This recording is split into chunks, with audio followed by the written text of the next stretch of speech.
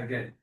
Okay, I'm Victor Horton from Maine Resource Recovery Association. I work with a lot of towns in their recycling and such. Our board got together and we applied for a grant to start a food recovery council. So we're kind of still in our infant stages. We're always looking for volunteers, like-minded individuals that want to work on minimizing food that's wasted. We have a simple mission. We want to keep it so folks wouldn't get bogged down by the word prevention and recovery, building a network. That's where you folks come in. Community engagement and education. And we have started a listserv, but we're always looking for new people to put stuff on it. And through Mark King and the DEP, we started the Maine Master Community Composter course. We've completed 4 sessions. They are up on our website right now, and it's free to attend. We're going to be doing number 5 in May, where we're going to go out and look at some piles and do some critiquing so folks can see what they might want to look for. That's bad, and as the lady again that Mark talked about. She's popular. She's a happy lady.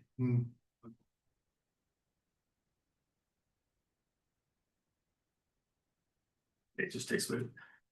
So we did the live broadcast of the Samoset, but it didn't quite go the way we expected. So we did a rebroadcast and we put them both up on our site so people can look at them.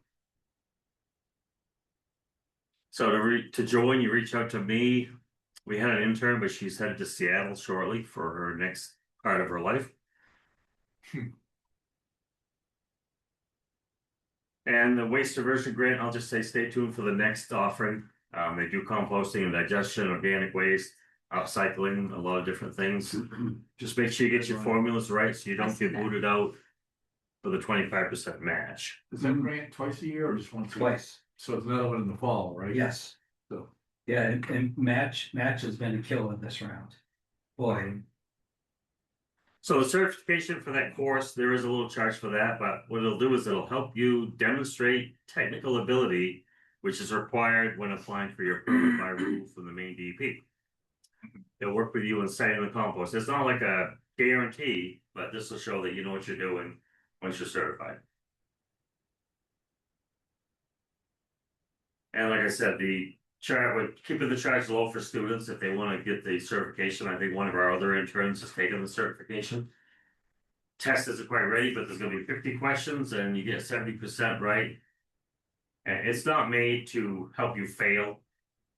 You know, we throw a few easier questions in, but we expect people to at least, know what they're doing to go out and do the composting. any trick questions? No, I don't think so. Mark and I kind of looked at it really close and we didn't think it was very tricky, but I won't go through all the different things. We did biology of compost, the feedstock, and then some of the methods, building and managing your pile. And then if you missed any, you go to mra.net and they're all on YouTube. And then the 5th one coming up, we're going to look at the recipe, the piles. Hopefully, we're going to be able to dig into at least the pile with Skowhegan. And we're going to go over that Farmington one that you've seen on a few pictures and Orono. And we have these lovely stickers. I'm probably going to offer those for sale once we figure out how we're going to do that. The lending library, and even if you don't want to borrow our cards, say you want to get your own, that sticker you can put on there, and the folks will be able to see what to put in on it. Hopefully, they won't be put in trash. And then, of course, this is how you find Mark. And all food is too good to waste, and we'll turn it back over to Mark. And you don't know which one, but it's Mark Hedrick, I believe. It will be. Yeah, there. No. All right, so stop sharing. All right, just stop. Okay, so then I hit share again. And then let's see, where is Mark? Means again. Did we pull him up yet? I don't think we did. Okay, I'll stop that. Let me see. Was that downloaded to the desktop? I got it right here, so let's see, it's top number 5. All right, then I hit this guy right here, then I hit share. Let's see if I actually am trainable. Excellent job. Oh my gosh. Don't tell Carla. She won't believe it. It's recorded, Mark, you just showing. I don't care. Evidence. It's evidence, but see, now she sees I'm technically savvy. I got my friend big dog. It's recorded now. Oh, How much money do you have? Not goodness. enough to pay us off. I see how that crowd mentality goes. Yeah. Listen to the dogs. Well, now that everybody's had lunch and is ready for a nap. Yep. I'm gonna try to talk about compost management plans here, and hopefully everybody won't go to sleep. So we'll see anyway. So I'm gonna talk about the history and the purpose of these agricultural composting operations and these compost management plans and why we do them. As you can see, this is a photo that actually, I think Mark took this at one of our, it was one of our carcass composting classes, and you can see how happy all these people are because they're composting. Actually, they were composting carcasses in this class, but you know, it's the same thing really, you know. Is that tape? What's Yes. that? That's tape. So composting, as we all know, is certainly not a new concept. And planning ahead is not a new concept, at least for most of us. You know, maybe for a few people, but you know, that doesn't last very long usually. We all should plan ahead. The management plans certainly are not a new concept either.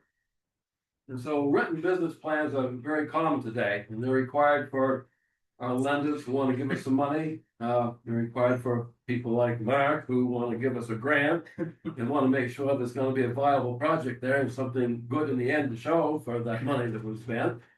So it's important to have that information there, be a lender. The person who's going to give you that grant or that money. And that is going to also show what's going to be the long-term survival of that venture. Is it going to work? Is it not going to work? If it's not going to work, it's going to be a big problem for a lot of people. So in fact, this can actually assess the impact of that venture on the neighbors or on the environment as well. So planning ahead minimizes risk. And as you'll say, risk of what? Well, risk of failure, usually. We don't want failure. We want things to work. A little bit of history on the Nutrient Management Program. The Maine Nutrient Management Act was adopted back in 1998, and as a result of that, farm nutrient management plans ensued. And they're used for planning ahead, for minimizing risks. And compost management plans include many of those same management strategies and goals as those nutrient management plans that we use on many of the farms in the state, and are used across the country as well. Different iterations of them anyway. So a little bit of history. DEP and the Department of Ag has collaborated on many different issues for a long time, particularly composting. Back in 2007, we adopted an MOU outlining how we would work together for regulating farm composting operations. And certainly this collaboration helps to make farmers a little less apprehensive about regulatory matters because if agriculture is involved, they feel they're a little more friendly to them than maybe DEP is. And they feel that if DEP is coming on the ground on their farm and walking around, they're definitely going to find something wrong here. So we'd rather have the Department of Agriculture out there and helping us out with something. Try Not being right, Maggie. Right, Maggie didn't look happy there, you know. I've never had anybody upset with me on the program. Yeah. Yeah. So, well, we've already heard this all morning. About 40% of food is wasted and going to landfills and other places. And some states have even adopted laws to prohibit discard of these materials. This nationwide has its own recycling so that these products won't end up in the local landfill, the ocean, that private dump out back. And we know they still exist. We know they're out there in places. We try to find them. We don't always do it successfully, but trying to deal with all these things all the time. So there are many of these organic materials. Again, I won't dwell on this. We already heard about this: food products, seafood processing materials, lobster shells. Some of you know this, but most people won't believe how many lobster shells are being generated all the time. Truckloads and truckloads of them coming to composting sites and being used.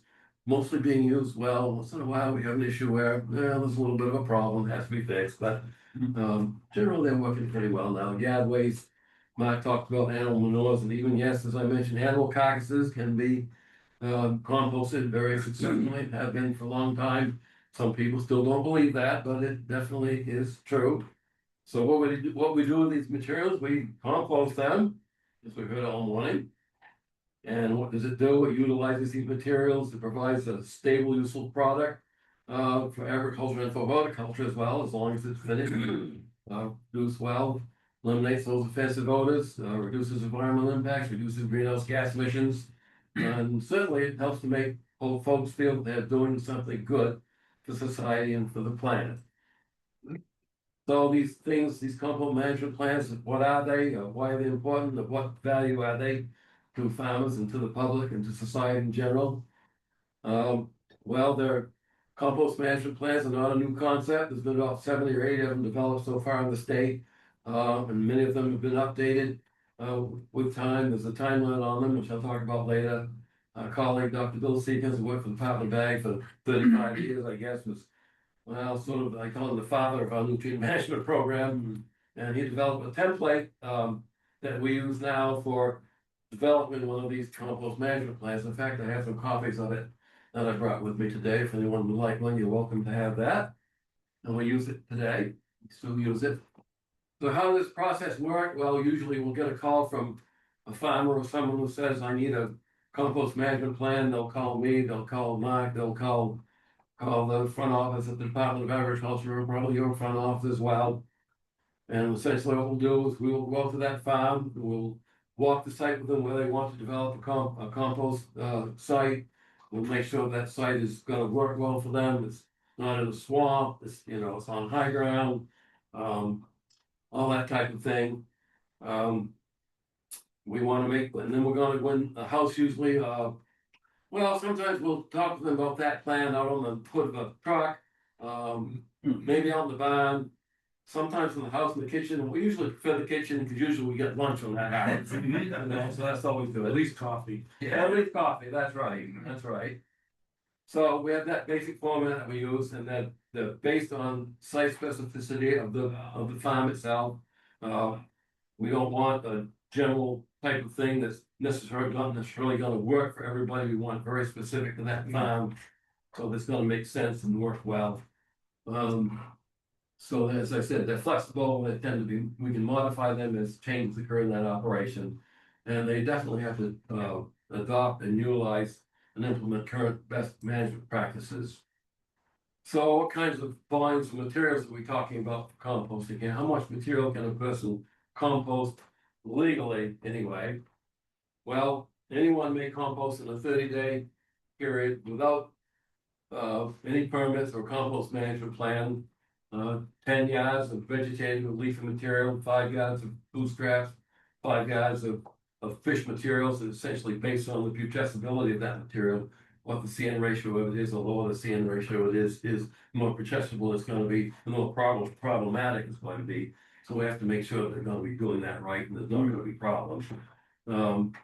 Domestic animal and poultry carcasses from routine mortalities can be composted, and anyone can compost up to 10,000 cubic yards of animal manures annually. And we got a situation now where somebody may be about to do that. So that would be a good thing. So when DEP changed their Chapter 410 rules back in 2011, they adjusted the composting limit for handling certain materials. And now what's happened is farms, if they have a compost management plan, they can compost more material. If they have that DEP permit, if they have a compost management plan and don't need a DEP permit.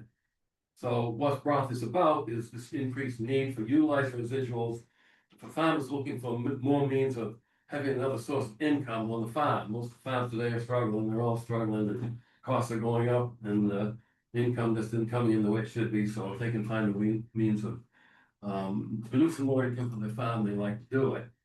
So now the farm can compost up to 60 yards, those type 1B and C residuals in a 30-day consecutive period without that DEP license, as long as they have that approved compost management plan.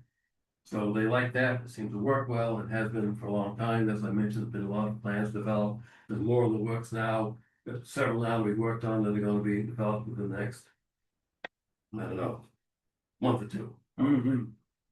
So an agricultural composting, we call these agricultural composting operations, and compost any volume of those type 1 residuals if at least 70% of that finished compost is gonna be utilized on that farm to produce it, within 2 years of production. Again, as long as they have that compost management plan, they can use leaves as an amendment, compost manures, they have that plan. And they can compost offal, they have a plan, and more and more small slaughter shops being developed now that are slaughtering animals, and there's a big need for that. And so they generate the offal, as you mentioned earlier today. And so it's the means of utilizing that material and composting it, making it less innocuous and utilizing it on the farm for one thing or another. So this is just a picture of a typical cover of a compost management plan that might get developed. So what's in those plans? They provide guidance on appropriate facility design and management, how to properly store and manage those raw products so they're not going to be creating a problem.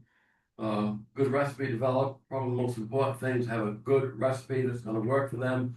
If they don't, there's going to be big problems. There's going to be leachate. There's going to be vectors. There's going to be odors. And the process just is not going to work well. So we have to make sure they have a good recipe. And we develop different recipes for different seasons of the year, often when different materials are available seasonally.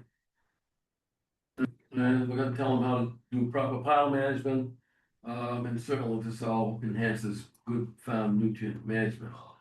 So in that plan, there's going to be a description of the operation, a site layout with all kinds of diagrams, maps that's going to help them out. We're going to discuss the different types of ingredients, which we already talked about earlier, and I'm not going to get into that too much, although I did leave hot sludge compost on here because we aren't using it anymore because of everybody knows why. And it used to be a big go-to. We had a big livestock event where we had to do a lot of getting rid of those livestock for whatever reason. That was hot sludge compost for the go-to. Well, with about 80,000 yards being produced in the state at the time. And so now we've lost that, so we have to come up with other means Yes. of doing it. And we always come up with something. So in that plan, there's going to be methods for receiving those ingredients, pre-mixing. I mentioned the compost recipes that we develop for them. We want to make sure they have the right equipment and enough of it to do the job well. That so many people want to get into doing something with this composting. This is going to be great, I'm going to do it, and then they have nothing to work with. So that doesn't work either. Pile construction techniques, pile management, turning aeration frequency, moisture control. Mark already talked about temperature monitoring. One of the best diagnostic means of finding out if that pile is really working well is knowing how that temperature is working. So that's really important aspect of it, which relates to recipe development to a big case. Odor control techniques, vector control, dust control, stormwater leachate control provisions are all going to be in that plan when we get done.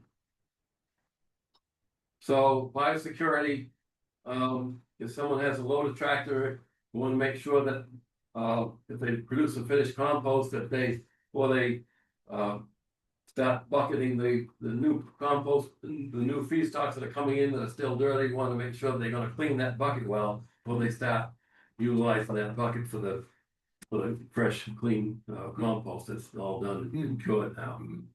So we want to make sure of that. If they're going to sell that material to the public, it's required that they test those ingredients, test that compost, and so that the purchaser knows what they're getting, and also so the person producing it knows what they produce as well. So back in 2018, we updated the nutrient management rules, and prior to that, we really didn't have any written standards for compost management plans. So now we do. I have some copies of that too, if anybody would like that, or you can look it up online as well. So the term of certification is 5 years. They have to be renewed every 5 years unless something comes up that renders that plan no longer available. So generally, it's a 5-year time frame. We also have requirements for persons who are writing the plans in there, which aren't terribly stringent. So the farmer can write his or her own plan if they want to, and as I say, we're usually doing it. Mark and I are going up there and writing them, but whoever writes them, they have to be approved by the department. And the person who approves them is me, so since I'm writing them, they tend to get approved, you know. It's a little strange. Insider info. Insider info, there, you know. So they have to be in conformance with the chapter 211 rules for the disposal of animal carcasses and the best management practices guidelines that Bill Seekins wrote, who I mentioned earlier, and I have some copies of them if anyone would like to take a look at them. So we put all that together, we end up with hopefully a good compost management plan that's gonna work for everybody. So we're planning ahead to minimize risk. So that what doesn't happen. Minimize risk. So we will not have failure of the operation. Mark said failure is good. He said Failure is good. Well, yeah, up to a point, only up to a point, you know. It's recorded too. That's right, catastrophic failure is never good. No, failure is not good, no. So that's basically how those things work in a very quick nutshell. Cool. And no one went to sleep, I guess, so that's good, I'm glad. Yes, sir. The agricultural composting, you focus on critter farmers. What about, anybody do anything with, culled potatoes in Worcester County? Yeah, we could, yeah, it's been. But it's done easier to before. put on in the back. Don't record that. So that's agriculture has regulations about that. You can compost, we have recipes for that. It's helpful if they you need a good recipe, it's helpful if they get crushed, what happens, they tend to want to roll out of the pile, whenever, you know, that's those potatoes. You know, that certainly can be done, but we compost carcasses, we can compost all kinds of. But again, your feedstock is pretty limited to culled potatoes. Well, you're gonna have something to go with, Yeah, that's I just know. not gonna work in itself, Yeah. gonna have some carbon in there to go along with it. Yeah. Are potatoes nitrogen then? They have a lot of A nitrogen. lot of water too, see. Yeah. I would suggest Pineland Farm bedding would be Yeah. great with potatoes. Yeah. That'd be a good mix. Give it up. Forward Yeah. Extension had a culled potato composting operation. Yeah. They did it as a kind of a test run to see if that would be a management plan for culled potatoes instead of the burial piles. Yeah, They've since surrendered that. They just didn't have the interest. yeah, We had one year when I first started at DEP and Bill was doing your job. And they actually used a snow blower, one of the road Yeah. snow blowers to turn the pile. Yeah. Oh, It worked great. Yeah, It did. Yeah. That was back when you guys had snowbanks that were 10, 15 feet tall. yeah, I remember that, yeah. Yeah, so it can happen, but Yeah. he said to me one day, he goes, don't come to the county, it's raining potatoes. Yep. Yeah. So we, and you're using paper, shredded paper, like office paper for composting? you can use it maybe up to 10% of the mix, but the trouble with the paper, it tends to get wet, it gets matted, it compacts, and then you don't get good porosity in the pile. Yeah. But you can mix it in. I was just thinking of the schools, like, Yeah, it would be helpful if they could take that 1 or 2 bins a week of office paper. And it depends on what it's coated. A lot of this paper Yeah. is coated now too with Gotcha. different things, Yeah. so that can be a little problematic, but. and if you wanted to do it with like leaves or manure, but then not use it in a garden. Yeah. But use it maybe around the edges of the property, sort of like pet waste compost. I don't see a real problem with that, we're just trying to encourage only clean organics, because we just don't know the status. That's fair. No. Two-part question Yes, sir. for either Mark. What's left of a chicken or a cow after the composting is done? Well, we get a bunch of bones. The bones, We got a bunch of bones that are pretty brittle. So often if it's being done on a farm, the farmer will load that into his manure spreader, and then as he spreads that on his corn land or whatever, it tends to break those up to a point. Okay. Then when it gets on the ground, they come across over it with a big disc harrow, then it breaks them up pretty well for the most part. Yeah. Some people have been concerned, oh, it's gonna puncture our tires. Well, I'm not aware of that ever happening yet, and the bones get pretty brittle after they're composted. Especially you can run them through the pile a couple of times as well.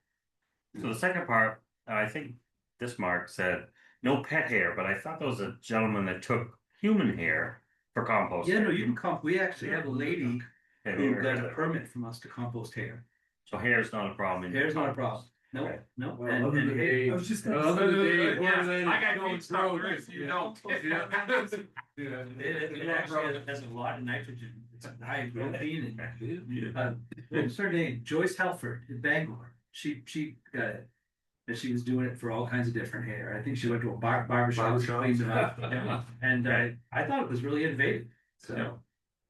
So one of your slides, you said, normal animal mortality. Yeah. I mean, if it's a diseased animal, does composting actually? Oh, yeah. Oh, Oh, yeah, and that's how, when we had these avian influenza outbreaks. Yeah. There's been tens of millions of birds composted. And it works very well. Great. You could use it for other types of livestock diseases, but most of them, there are some can be problematic, but many things will do the compost them, yeah. At 131 degrees. So Good is job. that just to differentiate then from a slaughterhouse? All their carcasses as opposed to an actual farm? Is that where that terminology comes from? The normal mortality? Well, no, he's thinking more like routine, like Yeah. most farms have 5 to 10% mortality in the course of the year. Right. Yeah. And then we have catastrophic events like avian influenza, chronic wasting disease, Oh, yeah. African swine fever, or floods, or fires, floods and fires both. Yeah.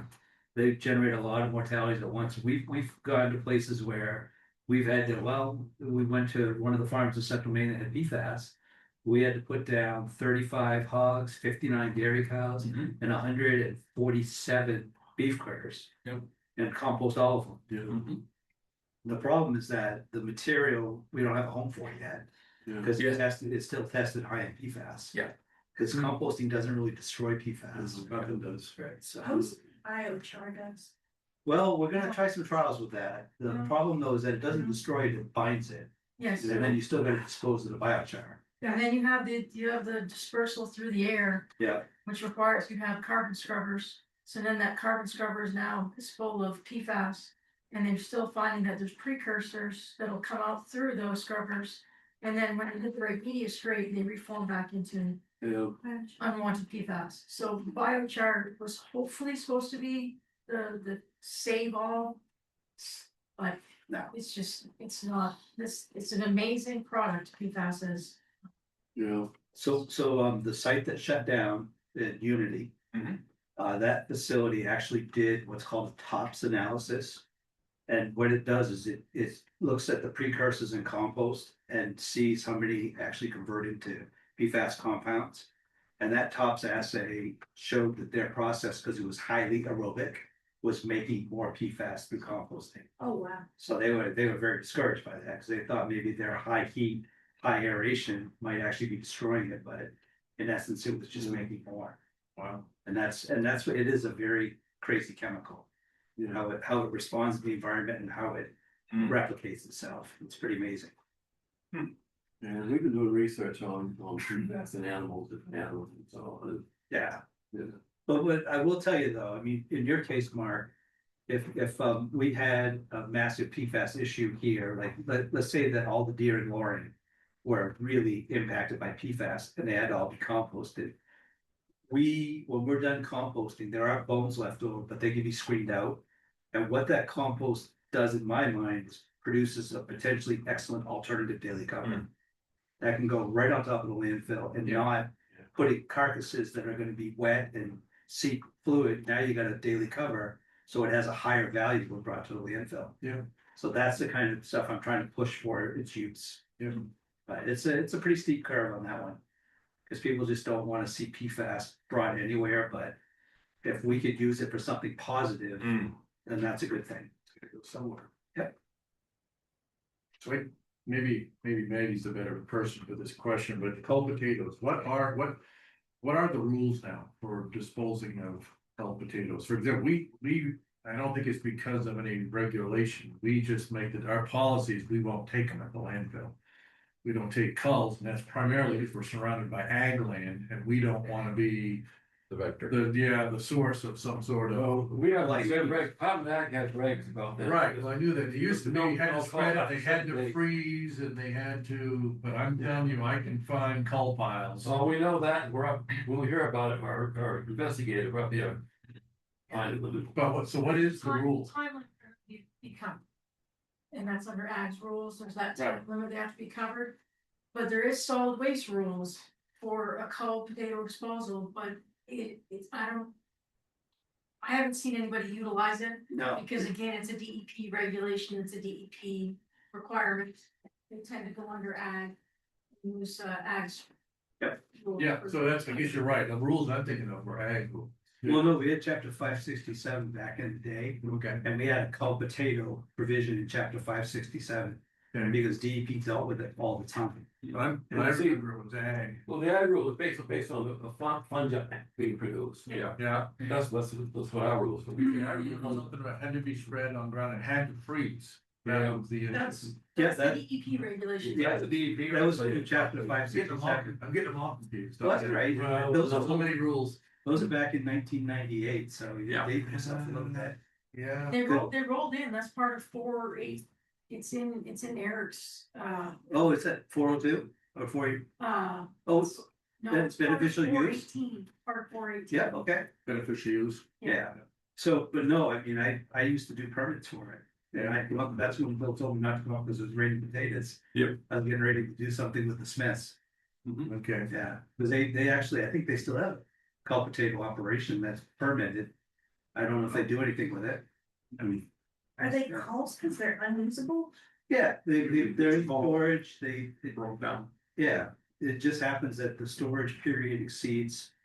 You know, their capacity to be used or, but the worst one is when we have food chain disruption like with COVID. Yeah. We had a whole team of us that were getting ready for the master disaster. Until some company said, we'll make fries out of everyone, and they were gone. But that was scary, that was really Yeah. scary, because Two years ago, when the harvest operation happened during wet, it was wet and they were all being put into Yeah, the bins wet. Yep. And we prepared for, we worked with all the farmers and let them know that these are your options, this is what we're gonna do for this region. To make sure this is a smooth transition and you guys just don't end up burying them in random spots. yeah, But it worked out well, we were able to get farmers to spread them on their fields and away from, because the smell Yeah. is intense. It's the And then, worst. you know, and then when the ground was lucid, they tilled them in, and they moved on from there, but Yep. it could have been a huge issue, but we didn't. yeah, I'd rather step in whale leachate than potato. Yeah. That bad. Bad, oh yeah. All right, let me get her set up. So many. All right, let's see, stop sharing. It'll be good this time, so stop sharing. So just a quick disclaimer, this is my first time doing this. And a lot of it Mark's already covered. So if I move quickly, it's because it's all been talked about. Let's see here, top number. Top number. Right there. Okay, then I'll go to Zoom. And then. Share.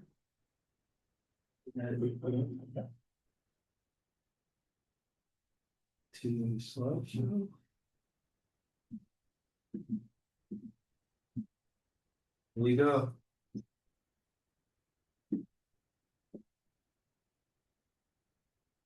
Yeah, it's just. Yeah.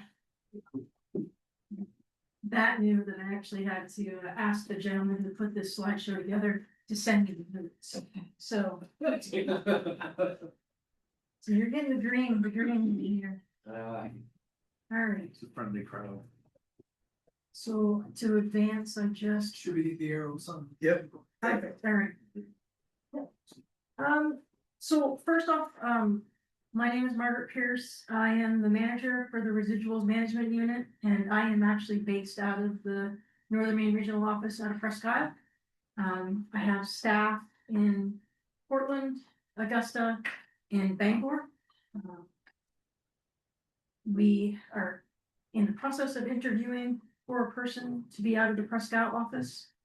And hopefully, so they'll have I'll send along contact information when that person's hired, so you'll have that specific contact to work with. We deal with, as the title said, residuals. That can be a variety of things. Composting is one that we deal quite a bit with. So we'll focus a little bit more on that, but, so food residuals, we're just trying to divert. And we try to make sure that we work with facilities that are processing that have. So they would get a program license with us, some of your larger producers, they could do the land application. Or you can have, we can divert over to the composting. As we've heard multiple times, we have Exeter, who does anaerobic digestion, but some of your larger, food processing facilities have their own digesters on site, connected directly to the facility. That works well for them to minimize their waste, and then they can reuse their digestate or the liquid from it for land application to kind of subsidy the fertilizer costs. And then, yeah, you can send it off to the direct animal feed, but you can't, in this region, it's very limited as to your outlets for your food to animal. So you tend to not want to overload those. So that's why we try to work to find multiple options. So we don't overload our resources. These are some of the costs that were put together as far as landfill disposal. I will say that trucking, I recently did a work with the wastewater treatment facilities for the state of Maine to discuss with them what happened to them when we did the ban on the land application. And right now, it's starting to stabilize, but it is severely skewed by trucking costs. And we talk about composting and the trucking costs. I know that this region and the western region and the far east down east, you get that geographic challenge. So knowing your network and knowing your resources so that you have trucks coming in one way and leaving another way so that they're not leaving empty. So making sure you know your resources with that one. And that's all part of networking. If one of us doesn't know, one of the marks knows. So, knowing who you can call to figure out how to get that working. So the benefits to your composting is really, it is low cost. As we're finding out, as more people get into it, there's some creative ways to do it. So if you have limited staff, if you have limited equipment, if making it work to kind of reduce your costs. As it's been stated multiple times today, we know that it reduces our waste. So recycling, you can recover your nutrients. You can use it as to kind of stabilize your costs for adding fertilizers. It's a cleaner way to go about fertilizers instead of using chemically induced fertilizers, which we're now finding out is riddled with PFAS. And then of course it helps your landfill, especially in this region where we only have the one, and making sure that we can keep that lifespan of that going. And then of course we've seen this picture and the benefits of it. You have your organics going into the compost, going into the soil. It reduces the air emissions on the unfortunate ones. We know that it filters, the soil acts as a biofilter, so then it kind of scrubs through the groundwater, and then you have it's less of an impact to your groundwater. And then you also with the moisture, and it'll also benefit your groundwater recharge. And then we've seen this one from Mark. We say food residual because that's pretty much what we deal with. We see everything as it's gone through a process, it comes out as residual. So it's all about the naming. And then we have, this is what we're talking about with our compostable food residuals. And then another opportunity for what it would look like. These are really colorful pictures. No, it doesn't look like that, right? Very nice, yeah, it doesn't. Just for reality, it really doesn't look like this. Yeah. Blow flies. So, and then this is a fun picture that my staff put in here, navigating the application process. One does not simply throw food into the trash. Cute. So you need to compost it. You're not throwing away your food waste, you're composting your food residuals. That looks like a young John Greenblatt. Doesn't it? It does. So, and the gist of this is pretty much it's wordplay. So getting people to kind of think differently, to get away from the mentality of you just throw your waste away into a landfill. You can start talking about a food residual, then it's a residual means it came from something, and then you want to kind of recycle that residual into something else. So the process, we deal with Chapter 410. It was effective in 2009. We are just started our rulemaking, rewriting for all of our Chapter 400 rules. We are pulling the Chapter 410s into heavy scrutiny, knowing that we need to hammer this down before 2030. since we're going to have a significant increase in individuals that are going to be looking for this as an opportunity. So the type of application is really dependent on what you're going to have for a feedstock. And how much of that feedstock comes in. And then, of course, we have to look at what the potential threat is to the public health and to the environment. We have certain setback requirements that it's required for certain of your feedstocks. And then, as long as you meet those requirements, if you come into this with an open mind, we will be able to work with you and help you find something that will work with your situation. If you come in pretty stubborn, it's kind of hard we can't bend the rules, but we can help you see it differently so that your operation can work with our rules. So we have the different types. The type 1A, that's your carbon to nitrogen ratio of the 25:1. That's your leaf and yard waste, your wood chips, your vegetative waste, your grass clippings, English is suddenly hard. The 1B, that's your greater than 15:1, that's your animal manure. That's not just cow manure or horse manure, that's also your chicken manure as well. I say that because everybody tends to have chickens in this neck of the woods, and we don't utilize that manure as much as we should.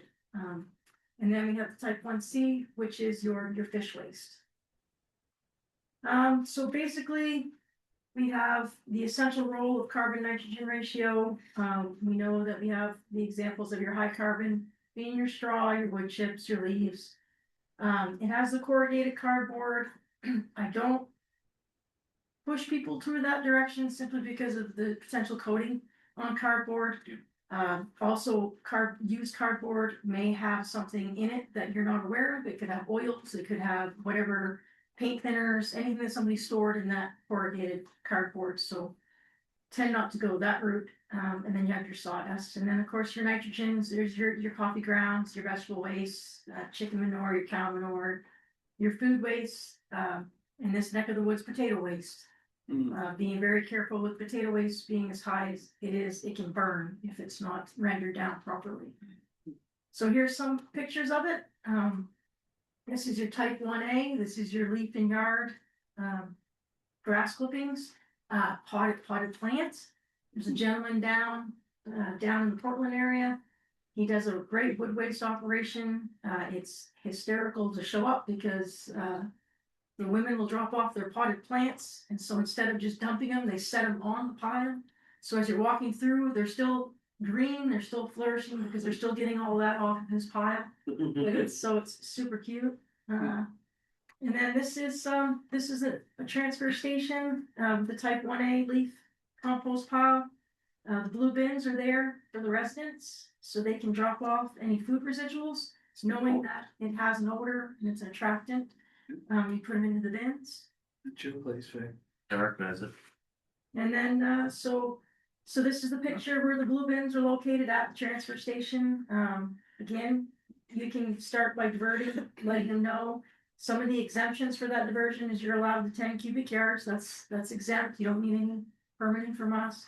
Of the 10 cubic yards of that type 1A, which is your yard and grass clippings, your 5 cubic yards of either the 1B or the 1C. So that's your food. And this is, as you can see inside here, they're keeping it out. So you're keeping your rodents, your vectors in that wonderful smell that kind of turns people away. Not everybody likes an earthy smell. And then again, just another picture of a different site and how they're managing it.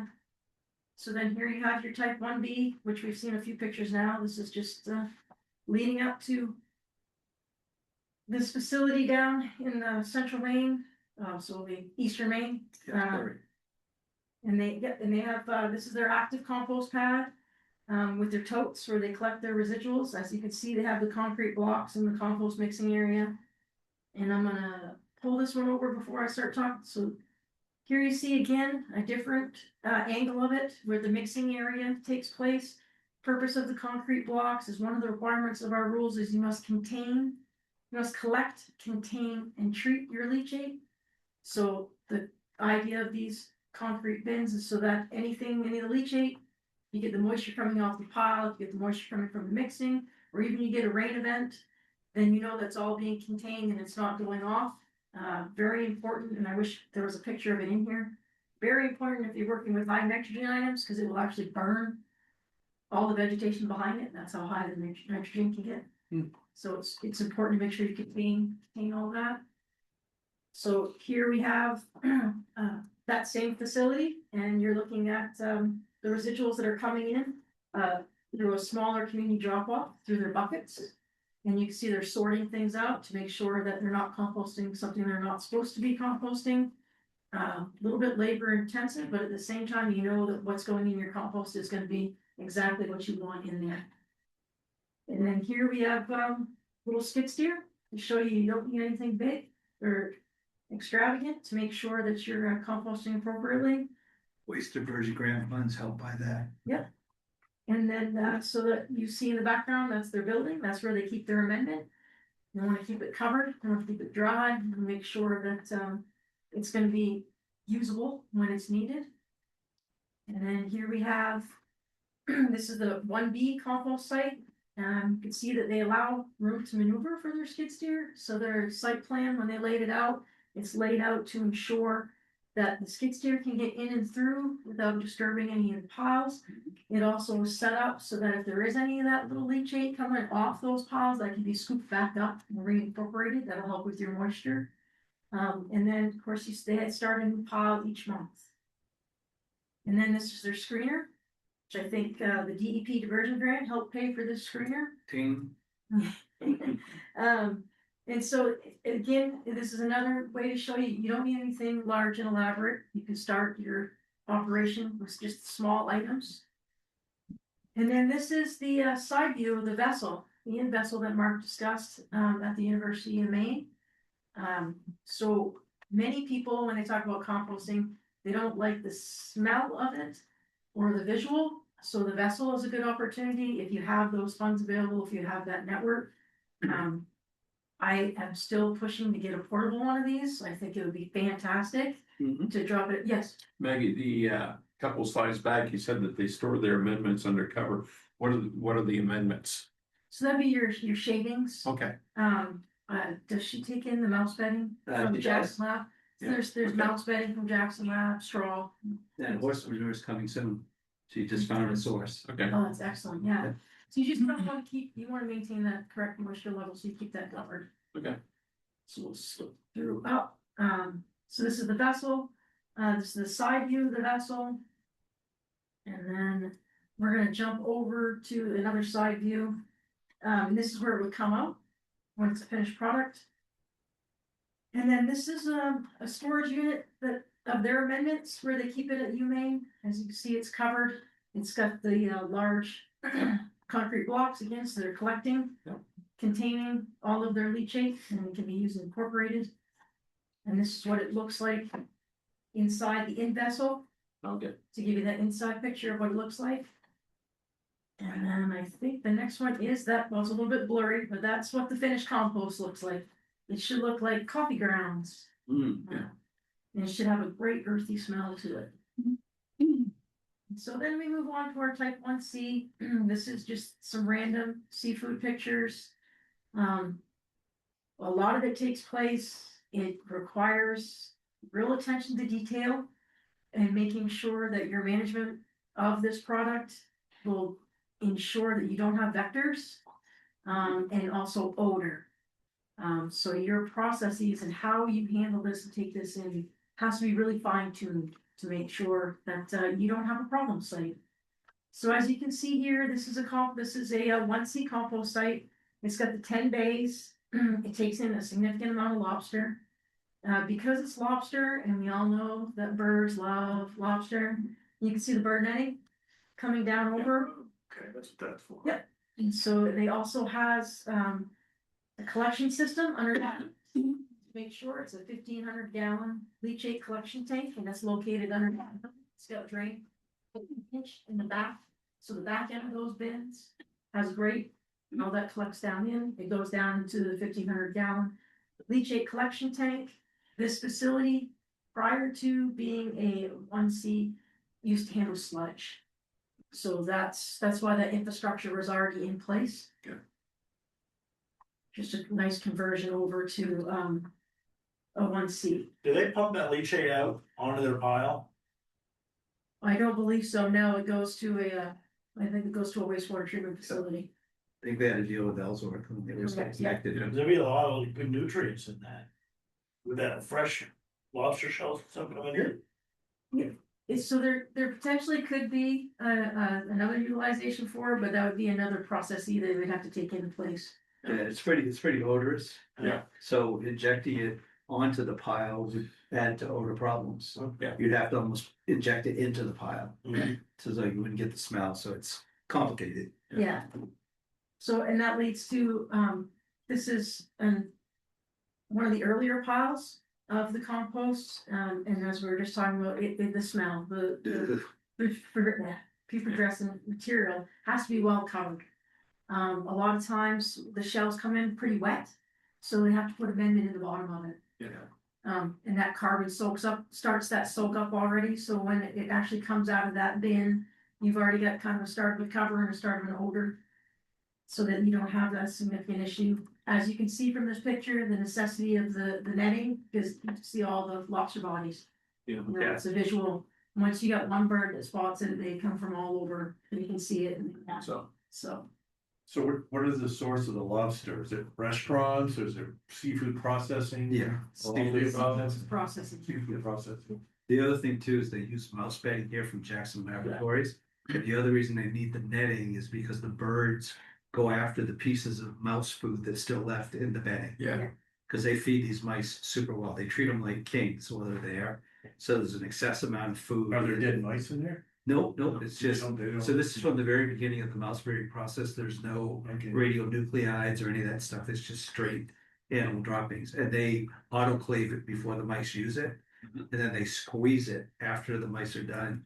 So a lot of urine is squeezed out and goes off for processing. Still has a slight ammonia odor to it, Yeah. especially when it's stockpiled in their big bin. Yeah. Like you can smell that ammonia, but it's only because it's a large amount of it. It's a lot of mice. Yeah, Do they not have to grind the lobster shells or anything, it breaks down? it'll break down in the composting operation.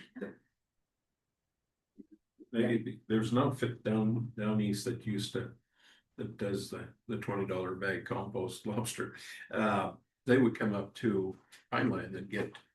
It's coast to Maine. Yeah. Yes, they used to run the truck up here Yeah. pretty much every Get day. a compost. They ran out of volume. They needed extra filler. Yeah, They still do, they still use the Pineland compost. Yeah. It's unfortunate that picture's didn't make it in this slide deck. Pineland naturally meats Yep. located at Fort Fairfield, they take all of their manure and they compost it. Mm. At Loring Air Force Base, they actually use the whole back end of the runway. Yeah.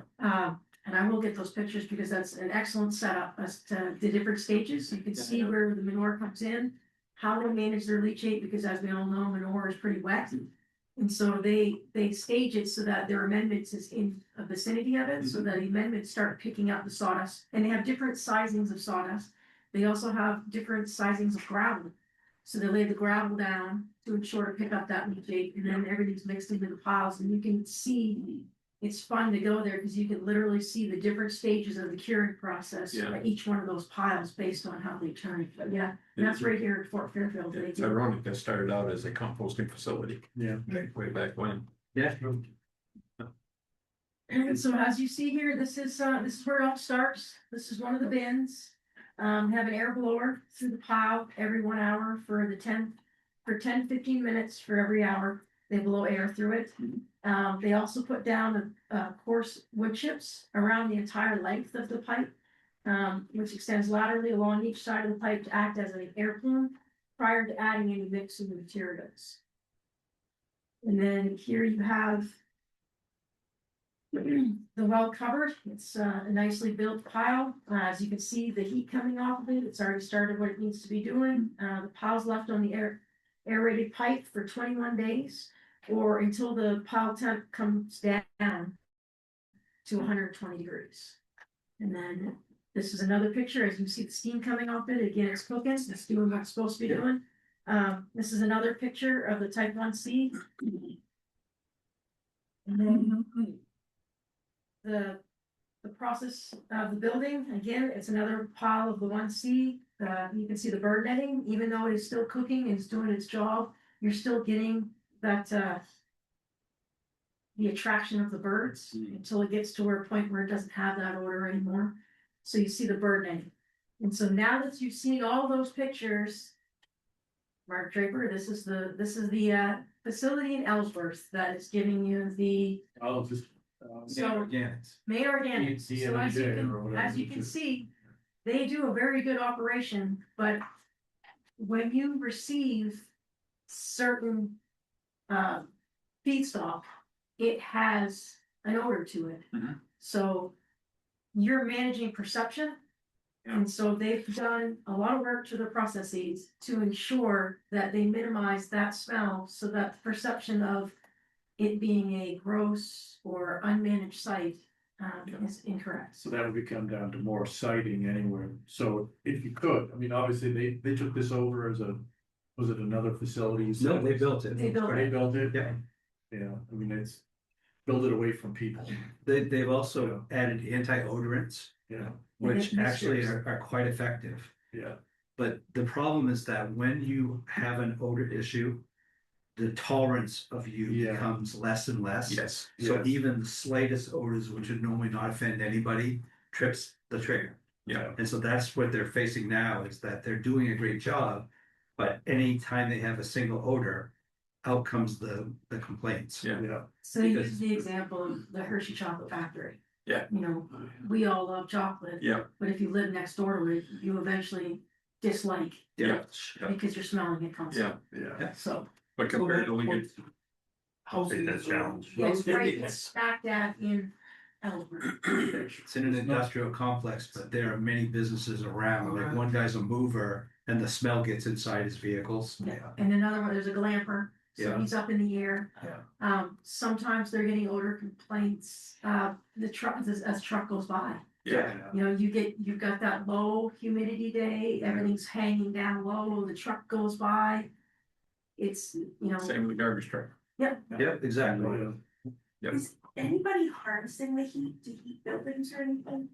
We've looked at that model and the problem is that Maine doesn't have the right climate for it. In Arizona or New Mexico, Hmm. it has a better chance. But Maine are season, well, up here, for example, it's winter 6 to 8 months out of the year, so it's very complicated. Use it to heat my greenhouse right now. Yeah, that's It fine. works very well for that. Yeah, if you have like a well insulated structure and you have the pile, so it's not affected by climate, yeah, it can work. So Exeter uses their heat from their anaerobic digester to heat their anaerobic digesters. that's right. Oh, nice. Yeah. So yeah, they have a great insulated system. We were looking at it one time, an anaerobic digester on our site. We weren't gonna do it, a private developer was, but one of the benefits to us was gonna be, we were gonna take the heat off of it. Mhm. Actually, we're gonna take the heat off the generators, because they're Yeah. rough fire generators. We were gonna take the heat off the generators and heat our buildings. But some people run pipes through the heat water with actually, I don't know if anybody in this state doing it, but Yeah, Yeah. some places it is. Yeah. so it can definitely be done, you just have to really engineer it. Yeah, we learned 5 gallon drums and I drill a hole through and run it under the Yep, house. yep, So it keeps it from freezing. yeah, no, that's cool. It's not much, but it's. Yeah. Well, it's something. Yeah. It's that forward thinking, so thinking of the whole site, how to utilize every aspect of that. Yeah. Yeah, absolutely. So here we are, we're at the types of applications. We have the exemptions, as I stated earlier. We have a pilot program, we have a permit by rule, we have reduced procedure, and we have the general procedure. Reduced procedure, let me get to that, I'll get to that, but, so your exemptions is again, you, in any 30-day consecutive period, that's your 10 cubic yards of your 1A, your 5 cubic yards of the 1B, and your 5 cubic yards, or your 5 cubic yards of the 1C. If you are composting a solid waste during the department supervised remediation or response or research project, that's under your exemption. That was my clause. Composting toilets, that fall under your wastewater, that's your DHHS, that's your wastewater disposal rules. You also have that your facilities that compost your domestic animals, your poultry, that's ag. Your 10,000 cubic yards or less, that's why Pineland actually meets, that's why they have a license with us, because they're over that 10,000 cubic yards. Your agricultural composting in a 30-day period, you're between the 5 and 30/60 of the 1B, 1C. You have a compost management plan through Department of Ag. That is very important that you have to have that management plan with the Department of Ag. And again, the agricultural composting operations, and that waste is provided less than 70% of the finished compost is used at an agronomic rate on the farm. As you can see, we try to work with ag as much as possible because we really want the farmers to be reusing as much as possible. Agricultural compost with of your leaves, amend it this part to your compost manure, and then you're off it. So your pilot projects, those are your pretty much your feasibility, your financial. We want to be able to work with you, so we're open to ideas. I think a pilot is a great opportunity to figure out all the things that could be composted that we haven't thought of or someone else hasn't thought of. It's an opportunity for just a brainstorming activity so that we don't miss anything. There's a lot of things that we may not be aware of that's happening somewhere else. Yeah. So, and then your permit by rule. This is strictly leaf and yard waste only. The facility has to be less than 3 acres. It does require public notification. And I'm just gonna throw this out there that this, just a reminder, this is a CN ratio that's greater than 25:1. Tends to be it does take grass clippings into account into this one with your leaf and yard waste. And it tends to be a 1:3 of the grass clippings to your carbonous materials. So just keep that in mind. And a PBR, it says here that it's automatically approved in 15 working days. I would hope that prior to submitting a PBR, that you contacted someone at the residuals group just to make sure, because I would hate to have somebody denied because they didn't fill in something correctly. And I'm gonna back up real quick because I realized I didn't mention this. All of our applications starting May 5th is moving over to the main electronics licensing system. So if you have an existing site, you can claim your site, and then all your forms will be available through the licensing system. It's cool. If you have not claimed your site yet, then you'll be prompted to pretty much start an account. And then everything will be handled through that system as far as forms and paperwork goes. Yeah. But I still highly recommend picking up the phone and calling someone and discussing the project before you run it through the system, and then you hit a snafu and you get denied, or it tells you can't continue, so this is new. And we're gonna be working out the quirks as it comes, best. Do we call if there's a quirk? Cause I tried to claim my site, maybe it So was me, it's- but it it's wouldn't not- work. It's not active yet, you're not the only one, Oh, I fielded a I ton thought of I was behind schedule. No. Oh, okay, So it doesn't, the switch doesn't flip till May 5th. okay, so after May 5th, go in and claim Correct. that night. We were told to let all the facilities, all the licensees know in advance so they could be preparing for this. But yes, so you'll have to, after the 5th. Okay. Go in and claim your site. I was doing something early for a Yeah. change. Yeah, Don't do that again. yeah. I won't let that happen again. So here we go into reduced procedures. One thing that I'm gonna stress on this is that you must meet all of the requirements within the reduced procedures. If you are unable, then you have to go to the general permitting. Yeah. So some people say, oh, I'm gonna go reduce procedure and fast track it. If you can't meet everything, then you can't fast track it, so it'd be best to kind of know what all the regulations are. So this includes any of the type A's, you can go up to the 400 cubic yards monthly of the type 1B. You can do the 200 cubic yards monthly of the type 1C or the type 2. It's gotta have a suitable working service. You have the impervious mixing pad. That's the whole compost operation is on that impervious surface. If it's greater than the 750 cubic yard, it does require the notification, and you must submit application for approval. Type 2 being, it's still on here because that is your residual that has human pathogens in it. The reason why it's left in here is because you are still allowed to compost sludge and septage. It's just you cannot distribute that compost in the state of Maine. We have several wastewater treatment facilities that still compost. We still have septic dewaterers that still compost. And that is strictly so that they can meet the percent solids that is required by municipal landfills.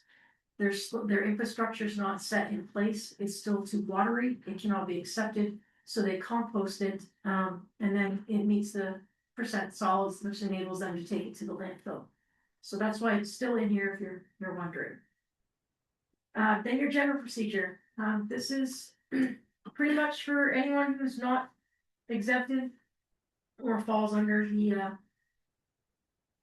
the reduced procedure. So I highly recommend that you reach out and kind of have the conversation prior to starting any of the forms, so you don't get overwhelmed, lost, or frustrated. So what we look at is we look at the general siting standards, your design standards, to make sure that you're going to meet our requirements. We're looking at characteristics. We look at your design characteristics. We're going to take into account your distribution and use plan.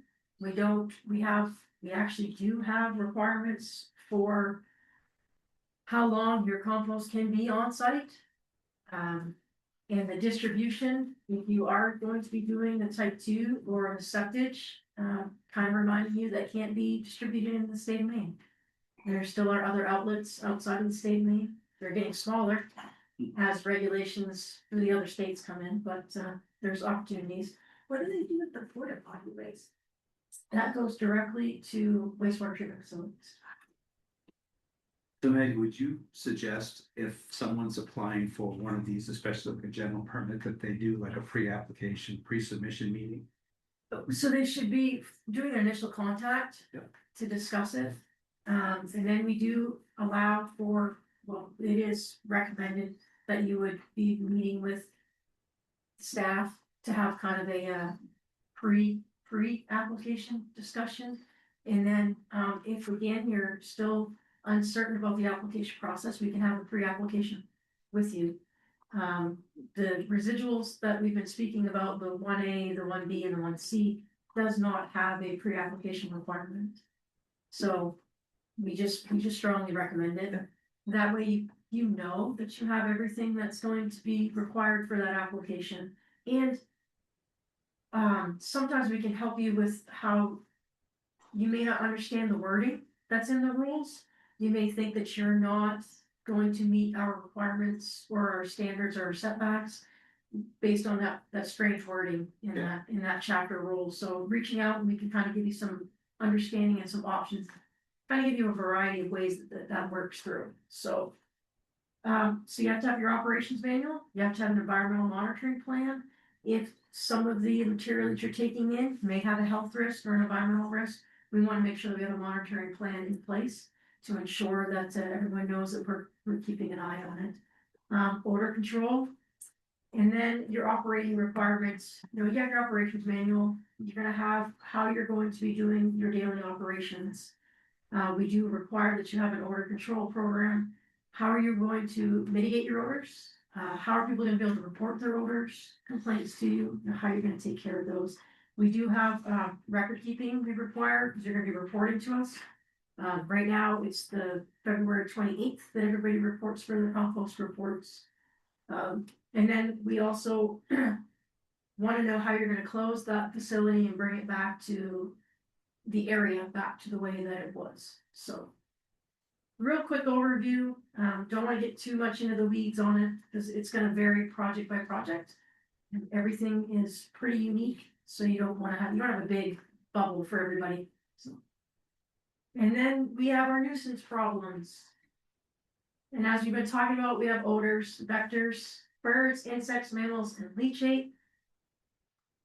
I'll talk about that later. So odor management, you want to make it's processing. So if you are working through your processing to make sure that you have the right recipe for what you're bringing in for a food stock, making sure you have the correct type of amendment for that feedstock, and then you want to make sure that you have the correct moisture.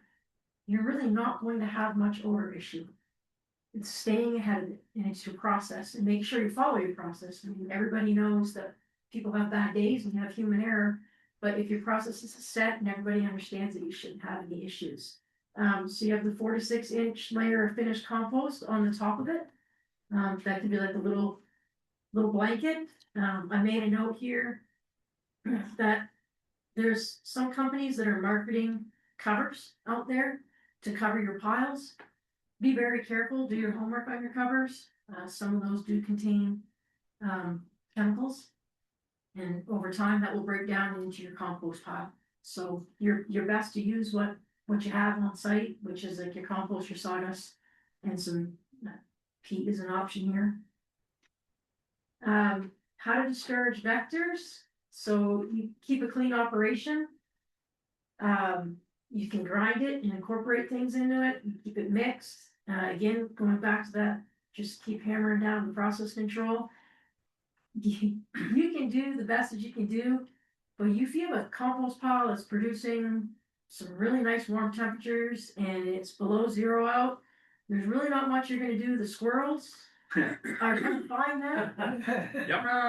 There, because that's warm. Yeah. So, it's, yeah, so there's just those things. Yeah. There's just those things you need to keep in mind, that you can do everything right, but nature's gonna find its way to those warm piles. Speaking of that gentleman has the wood waste, he had gray squirrels constantly running in and out of that pile, and we were there in the late fall, almost winter, and it was for warmth. They were just getting warm and then they were leaving. Yeah. And the turkeys, there was turkeys all over that pile. And so you can do everything right, but just Mother Nature's gonna find it, so you're just gonna figure out ways to kind of discourage it, but accept that it's gonna happen. As you see here, this is a dead seagull that's effigy that's been put onto the pile in hopes to deterring others. I knew that was eagles. It actually worked. Probably not a good idea. So, and then this is a little cat effigy that they use to deter the vectors. Not quite sure. Does it work, Mark? No, No. it just looked cool. It just does look cool. So this is the close up of Say it. it's been skunk. Yeah. Yeah. It's a toy that the dog chewed on a few hundred times. Yeah. Yes. But you're gonna have to find strategies that work, Yeah, and then some of it you're gonna have to accept. And this is a big one that I'm gonna really stress. A lot of odor comes from leachate. So it's that liquid. That liquid commingles with any type of rain event, storm water. That's gonna settle somewhere it's not supposed to settle, and it's gonna smell. So we stress that you need to contain it, you need to collect it, and you need to treat it. So you want to keep the water clean. So to keep it clean, you got to keep it separated. You want to adjust your recipe to make sure you're not getting over moisture. Even your finished compost piles, we're still going to be putting out a little bit of leachate. So you want to make sure that that's not in an area that's going to be producing a lot of leachate. And then as soon as you got a break, you want to cover it. Just use your amendments so then you can reincorporate it. And then you want to make sure that, of course, with our siting, we're going to make sure that you're not located next to a sensitive water body. High nitrogen feedstock, you really want to make sure you're not next to a water body, because that will pretty much kill your aquatics. So, and then as we've seen Mark's picture, this is the Sandy River recycling and their compost area. And then I will welcome any questions. And my information is not on there strictly because this is my staff member Ed Stamborski's slide presentation, so I didn't want to steal his thunder by putting my name on here. So. Do we have any businesses charging to take food scraps from households to reduce their? Yeah, quite a few, mostly down in our area. There was a young fellow, I forgot his name, it was Matt, somebody that came to the 2024 event. He wanted to work with, I talked to you about the flow control and the other control, because he wanted to collect food scraps in the Prescott area. But he was loggerheads with the garbage guys. That was Because- That was. Yeah, with his name Matt somebody. But his issue was that he wanted to do some food collection And I actually called the guy at Casella on his behalf. And the guy at Casella said, you know, honestly, we don't care, it's not enough volume, but Yeah. we can't just say that because then everybody will try to do it. Yeah, I remember hearing about it. Yeah, Yeah. so, and he, I don't think it happened though, did it? Did it no, happen? he came to this meeting and was very, his posture was very aggressive. And he didn't Oh, get yeah. the responses he hoped for, so he kind of gave up on the idea. But it was just such a small amount, you want to start a subscription service. Like it's mostly down Yeah. in Augusta area and below. Where they're closer to. Right, well, there's one guy in Bangor named Warner, and he takes stuff to the chickpea compost that Maggie showed you pictures of Yeah. the piles. So, So from a planning standpoint, what's the general time frame for getting a permit under the general? Well, that was a little bit hard where we're getting the electronic system. Yep. But we do have statutory requirements for our days. Okay. When processing comes in and when finally goes off the board. And I shouldn't make excuses, but a lot of times the residual staff is delayed because we have been mandated by the legislature for the PFAS investigation. So we have dedicated the majority of our resources to ensuring that we complete that investigation in the time frame that's been given to us by the legislature. I have worked with staff to make sure that they are pulling time away to work with, I think it's like 200 and something days, 270 days. Okay. So, but at the same time, if the facility comes to us in advance and they've worked with us, and the application is complete, there's absolutely no reason why we would be taking that full time to complete it. So, good answer. Hey Maggie, the permit by rule, is that similar like what my transfer station is, cause we're permit by rule? you are not a permit by rule, you have no permit by rule payment for your. It's through there, there is a permit by rule too. Nope. For the transfer station process. Because our license, Oh, is it? Oh. So you're running under the transfer, you're under the exemptions right now, if you start exceeding the exemptions, then you'll be permit by rule. So keep track of how much, how to measure your piles, how much you're coming in. like, so right now I'm only getting one egg, that's it. Yep. And I'm under the 10 yards. Yep. Yeah, yeah. But if I wanted to add 1B, so I can add 5 yards of 1B and still be okay. Correct. Okay. And then when you proceed to getting larger than that, as I tell all transfer stations, keep track of it. You don't get yourself in trouble. If you start to see that you're gonna get Right. more, then reach out to us. Let's do the revival. Mhm. Let's get you into that PBR now, and then the groundwork has been laid for you. And then if you start exceeding that, then it's a really smooth transition into that general permitting because everything is established. And from the standpoint of the waste diversion grant, Mhm. if you get your license ahead of time, it makes it easier for us to do the process. Cool, yeah. And you're under the transfer station umbrella in the exemptions. Yep. Okay.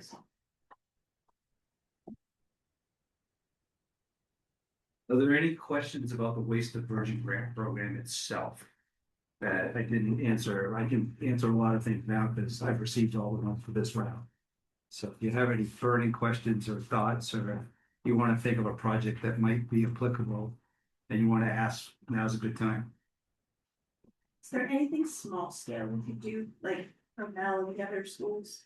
I'll tell you what, we have given $347 to the Paris McLaughlin Garden Club to buy 6 compost units Okay. for their garden debris when they weed the garden. So I've it- got all the schools I work with together, there's 33, and I said, hey, we want to get each one of them just a starter thing to try. Yeah, no, that's perfect, and as a matter of fact, that's what I've encouraged MRRA, I've encouraged Jay. To put in a grant to get compost units and then make them available to people, projects or whatever. Okay. Cause you guys have the repository, you have the storage space, and then that way, if a school wants 5, they just come to see you and get 5. It's a little bit of effort on your behalf, but at the same time, it's also buys with you goodwill. And people like that. It really used to be, if you came to a class, you got a bid. Yeah. Free bid. Yeah, yeah, cool. Yeah, That's what it was. $20 for the book and then the free bin. Right. Yeah. If you took the class, then you got the bin for free. Yeah. But when actually you should have paid them to take the bid. No, just kidding. So Wait, are we selling the, sorry, did you? Go ahead. Or is MRA selling, are we selling the lobster trap bins? Yeah, we sell those, hook machines, swing diggers, those Okay. little pails on the table, nice stuff. Okay. Mark, can, when you check that, it shows there's a chat question, but I don't show it on mine. Is that an old one? Cool, check that out. Okay, that's That's one of the the old beans, we already talked about that. Oh, yeah, okay. that was Renee. Yep, yep. Alright, Um, I saw that one. so.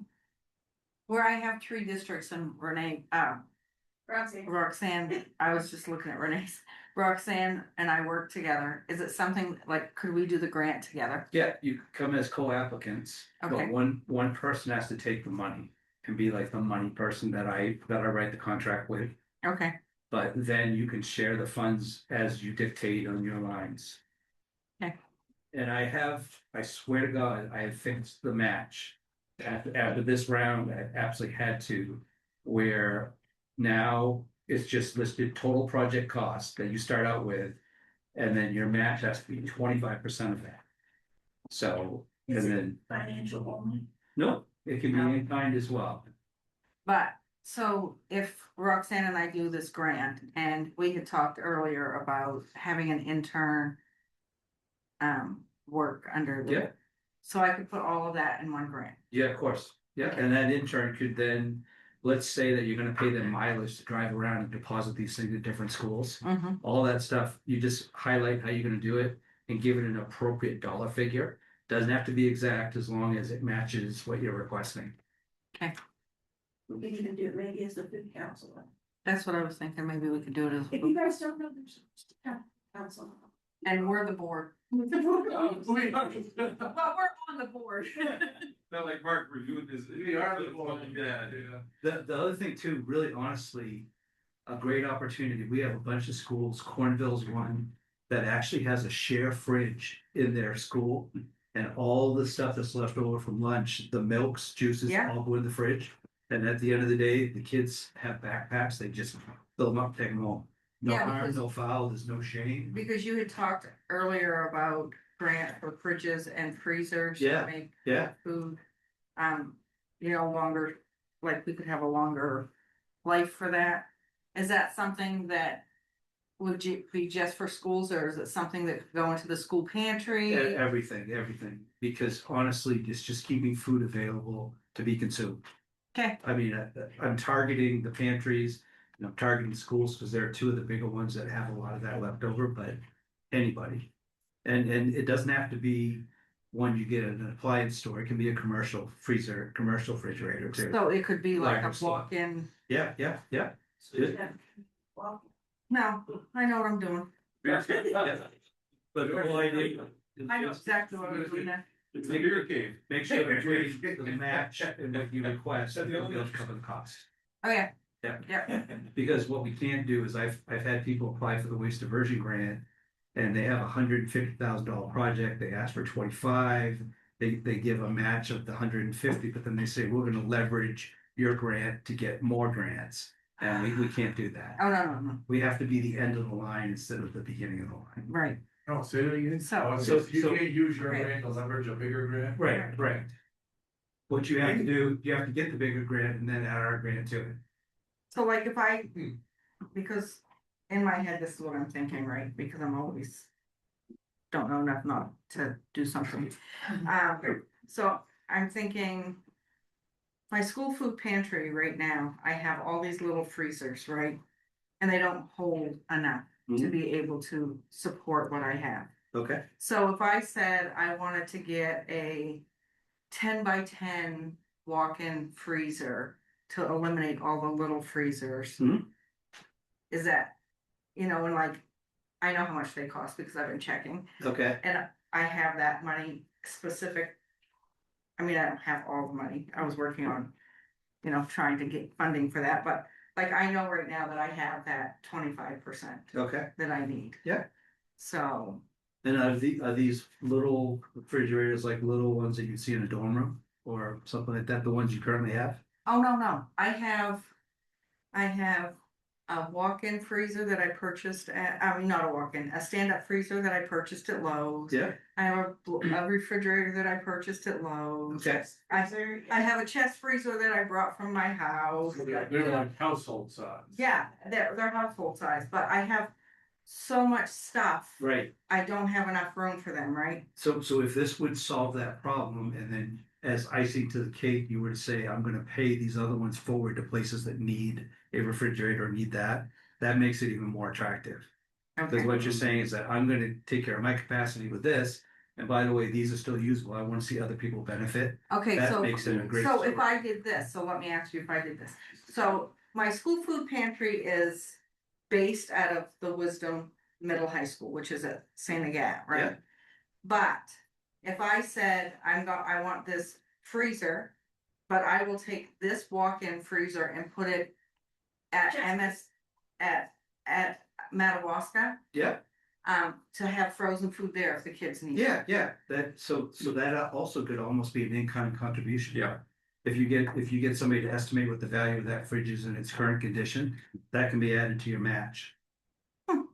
Or if you get a homeless shelter in Fort Kent, the fridge is gonna go there. Yeah, and just Right. know, I mean, we're talking hypothetically, right? Nothing's ever guaranteed. No, I It's know. all, we have to evaluate them all, but that is something that we would definitely consider under our grant process. And the more reach you can have, the more paying it forward, the more attractive it The looks. key So, is it's gotta be a waste diversion at some. Exactly, point, right? exactly. Yeah. So that It food, should be easier, you. right, but the deal is that now you can Right. put all your food in one spot and it's It lasts longer. Yeah. And it will last longer and I don't have to run around. Because honestly, this is what happened last month. I wasn't there the day that my shipment came in. I was going to a conference. And the person that went and picked it up, he called me up and he's like, so this is what we have, da da da da da. And I'm like, okay, well, you have cheese in there. Like, so make sure you put that in the fridge or the freezer and I'll take care of it when I get back. Well, I come back and that was in with the non-perishables. I had to throw all 10 cases away. Oh my gosh, wow. Because I'd been sitting out for 3 days, you know what I mean? Yeah, I was like, yeah. oh my God.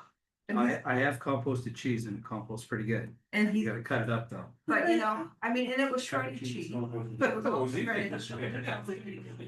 So, and I mean, and he felt really bad, but I was like, you know, mistakes happen, Yeah. just, you know, whatever, but.